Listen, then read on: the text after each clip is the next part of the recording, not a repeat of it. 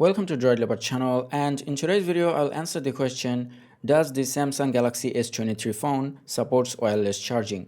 Now to answer it, let's just place the phone onto a wireless charger, and as you can see the phone is charging. And if we look at the wattage or the voltage, it may take a few seconds for it to show the actual wattage. And now as you can see it is charging at around 9.3 watts. And if we go to our settings and then go to battery, you can see that fast wireless charger connected, which means that this phone supports fast charging or fast wireless charging, but the wattage is not very high, around 9.4 watt, which is still pretty good.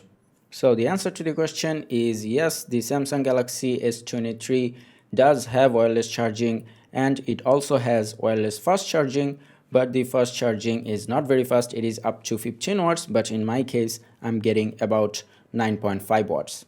I hope this video was helpful. If it was, please give it a thumbs up and don't forget to subscribe.